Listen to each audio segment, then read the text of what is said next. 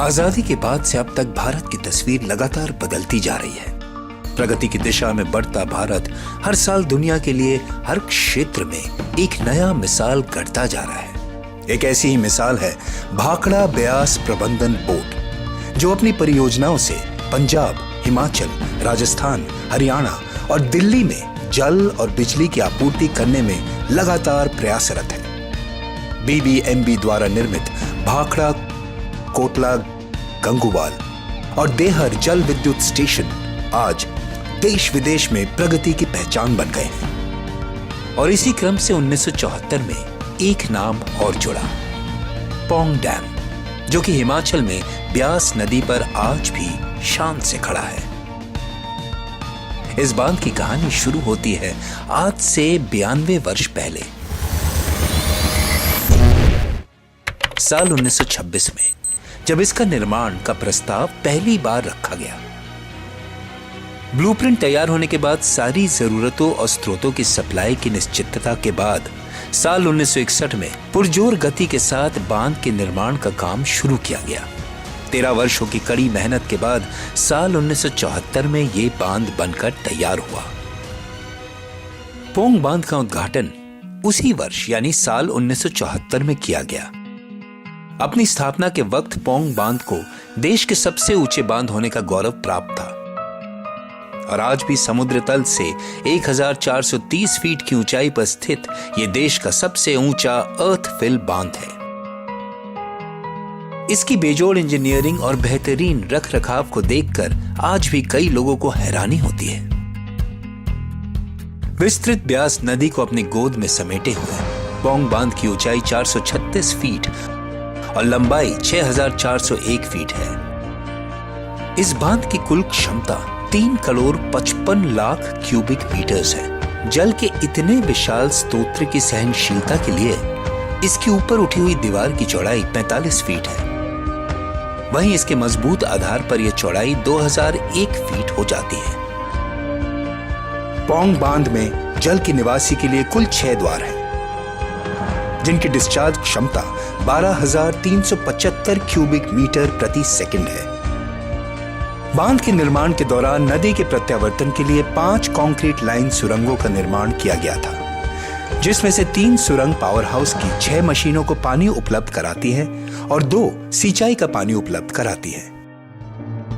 पौंग बांध के जरिए बीबीएमबी हिमाचल प्रदेश, पंजाब और राजस्थान में सिंचाई का पानी प्रदान करता है। इस बांध के निर्माण के बाद यहाँ के आसपास के आम लोगों के जीवन में बहुत बड़ा बदलाव आया।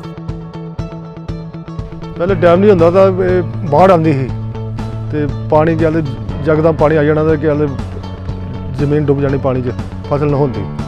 उधर डैम बन गया तो पानी कंट्रोल हो गया तो अपने हिसाब का छड्डदे पानी, तो उन्ना ज़्यादा नहीं छड्डदे।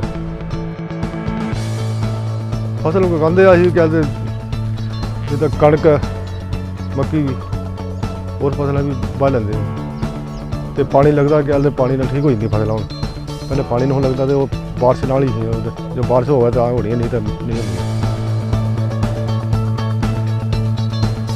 इसके निर्माण के बाद पौंग बांध ने ब्यास के जल को सही रूप में इस्तेमाल के साथ साथ यहाँ के निवासियों के जीवन को भी एक नई दिशा दी। इसके साथ साथ कांगड़ा स्थित पौंग बांध जलाशय महाराणा प्रताप सागर के नाम से भी जाना जाता है। आज यहाँ हर साल समूचे विश्व से पक्षियों की कई प्रवासी प्रजातियां आती हैं और इनके संरक्षण के लिए भी नई संभावनाएं उजागर हुई है, जिसके कारण महाराणा प्रताप सागर आज सिर्फ भारत ही नहीं बल्कि पूरे विश्व में प्रख्यात पक्षी अभयारण्य यानी बर्ड सैंक्चुरीज में से एक है। बिजली और सिंचाई के अलावा बांध के निर्माण से और भी कई सुविधाएं नजर आते हैं। बांध के आसपास के गांव में मछली पालन एक नया व्यवसाय बनकर उभरा है। डैम के पानी से ये फ़ायदा हुआ कि हमें पानी का सोर्स मिल गया। एक फिश फार्मिंग के लिए सबसे पहले चीज़ सोर्स की, वाटर की ज़रूरत होती है, तो वाटर का सोर्स हमें मिल गया डैम के पानी से। फिर उसके बाद हमने फ़िश के लिए जो हमारा फ़िश ऑफिस है स्थाना में, उससे कॉन्टैक्ट किया तो उन्होंने हमें गाइड किया कि ऐसा करो, आप फ़िश का जो बीज होता है वो अपने यहाँ पे पॉन्ड में डाल सकते हो।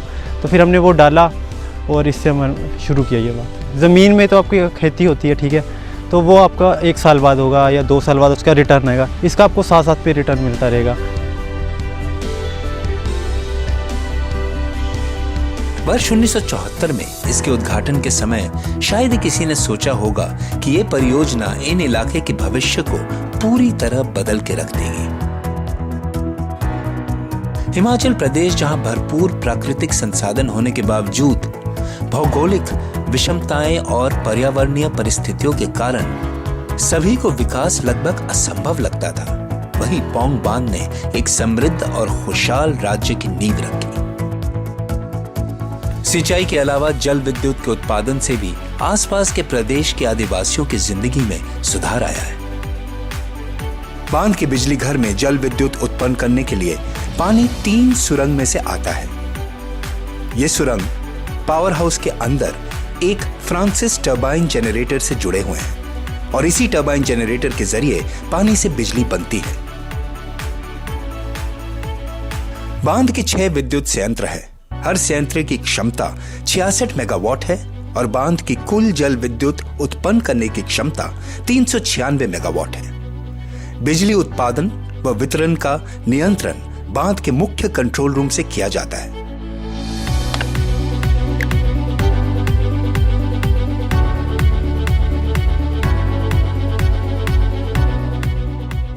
पौंग बांध में पानी को रोककर बिजली पैदा की जाती है।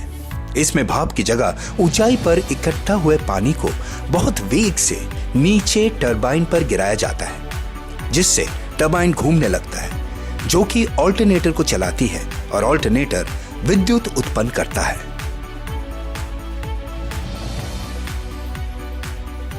बांध द्वारा बनाई गई बिजली ने पंजाब, हरियाणा और राजस्थान राज्यों के विभिन्न शहरों में उद्योगों की प्रगति की रफ्तार को दुगना किया। तो हमारे को इस स्कीम के बहुत सारे बेनिफिट हैं। फर्स्ट है कि हमको लगातार कंटिन्यूस सप्लाई मिलता रहता है, प्लस उसका जो कॉस्ट है अदर स्टेट से इस स्टेट में कॉस्टली मतलब जो इलेक्ट्रिसिटी कॉस्ट है वो काफ़ी कम है। यहाँ से 600 प्लस लोगों को रोजगार दे रखा है directly, indirectly maybe to 2000 plus. बांध के रखरखाव और तकनीकी देखभाल के लिए BBMB के इंजीनियर और अधिकारियों की एक टीम कार्यरत है, जो समय समय पर बांध का मुआयना करते रहते हैं और ध्यान रखते हैं कि बिना किसी रुकावट के बांध लगातार काम करता रहे।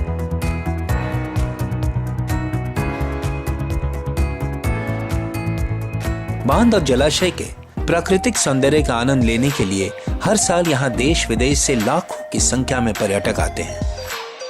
पर्यटकों की आवाजाही के चलते कांगड़ा और उसके आसपास के निवासियों को रोजगार की अपार संभावनाएं मिली हैं।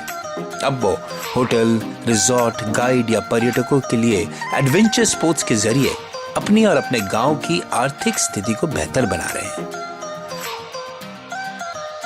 BBMB की अन्य अनूठी परियोजनाओं की तरह पौंग बांध भी इस संस्था को आज उत्तर भारत में विकास और प्रगति के संचालक होने का महत्वपूर्ण दर्जा दिलाता है। पौंग बांध आज अपनी स्थापना के इतने वर्षों बाद भी ब्यास नदी पर अपना सीना गर्व से ताने खड़ा है और अपने देश के लोगों की सेवा में लगातार प्रयासरत है, क्योंकि पौंग सिर्फ एक बांध नहीं, यहाँ के लोगों के जीवन का एक अटूट हिस्सा है।